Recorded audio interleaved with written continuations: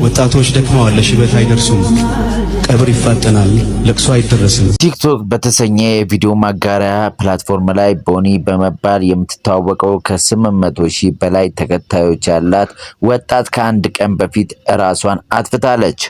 ለወትሮ በአዝናኝና ማህበራዊ ይዘቶች የምትታወቀው ቦኒ ከአንድ ቀን በፊት ግን 2 ተከታታይ ቪዲዮዎችን በቲክቶክ ገጿ ላይ አጋርታ ነው ራሷን ያጠፋችው።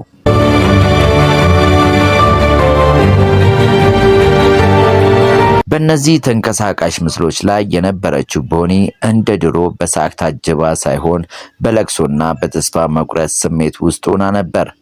ቦኒ ይህንን ውሳኔ ያስወሰናት ምን እንደሆነ ባይታወቅም አንዳንድ በማህበራዊ ሚዲያ በደረሰባት የቃላት ጥቃት ነው ሲሉ፣ ሌሎች በግል ሕይወቷ ውስጥ ያለ ችግር መሆኑን እየገለጹ ይገኛሉ። ሆኖም ብዙ መላምልቶች ከማስቀመጥ ያለፈ በግልጽ ከቅርብ ሰው ወይም ከቤተሰቦቿ የተሰማ የሞት ምክንያት እስካሁን አልታወቀም። ወጣቷ ባጋራችው የመጀመሪያ ቪዲዮ ላይ አንዳንዴ ብዙ ሰርታችሁ ለፍታችሁ አያልፍላችሁም። ሕይወት እናንተ እንዳሰባችኋት አትሆንም። እናም በዚህ ምድር ላይ ለሰው እረፍት የሚሰጠው ነገር ሞት ብቻ ነው።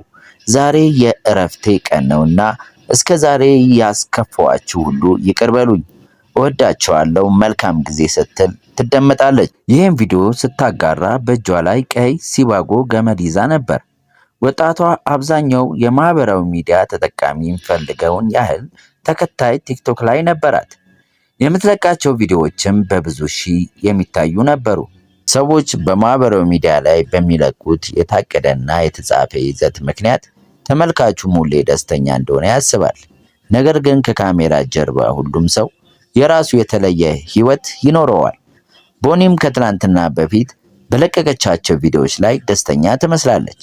ከቀናት በፊት እየሳቀች የነበረች ልጅ ከአንድም 2 ቪዲዮ ቀረጻ ራሷን ማጥፋቷ በድንገት የተወሰነ ይሁን ወይስ ታስቦበት የሚለውን ማወቅ አይቻልም። ቦኒ የመጀመሪያውን አስከትላ ያጋራችው ሁለተኛ ቪዲዮ ላይ ይቺ ቀን እንደምትመጣ እርግጠኛ ነበርኩ። ሰርቼ ምኖረውንም ህይወት አይቼዋለሁ። ኑሮ በቅቶኛል። ቤተሰቦቼ፣ ጓደኞቼ ያሳዘንኳችሁ ሁላችሁም ይቅርታ። ከዚህ ወዲህ ለኔ እረፍት የሚሰጠኝ ስራ ወይም ትዳር ሳይሆን ሞት ነው ብላለች።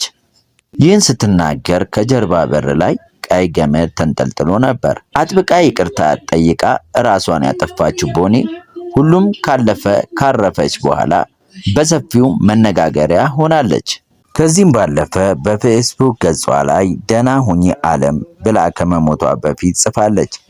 በማህበራዊ ሚዲያ ላይ እንደዚህ ያሉ ነገሮች ሲከሰቱ የበርካቶችን ልብ የሚሰብሩ፣ የሚያስደነግጡ እንዲሁም በማንኛውም እድሜ ላይ ያለ ሰው ስለሚያያቸው አደገኝነታቸው ከሚነገረው በላይ ነው። የቦኒን ሞት ተከትሎ በቲክቶክ ቪዲዮዎች አስተያየት መስጫ ኮመንት ውስጥ ያሉት አንዳንድ ግብረ መልሶች ራሱን ለማጥፋት ፍላጎት ያለው ሰው ሐሳቦች ናቸው።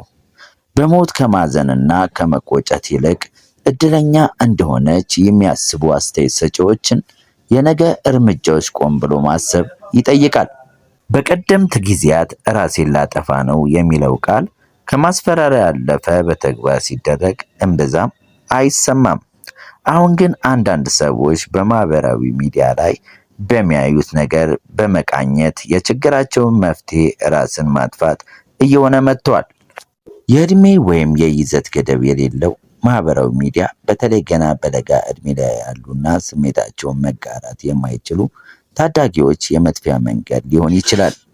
በቦኒ ቪዲዮዎች ስር ካሉት አስተያየቶች በጥቂቶቹ እነዚህን ይመስላሉ። እኔም ቀን እየጠበቅኩ ነው። እኔም በቅርብ ቀን በረከትሽ ይድረሰኝ። እንዳንቺ የውሳኔ ሰው ያድርገኝ። እኔም እከተልሻለሁ።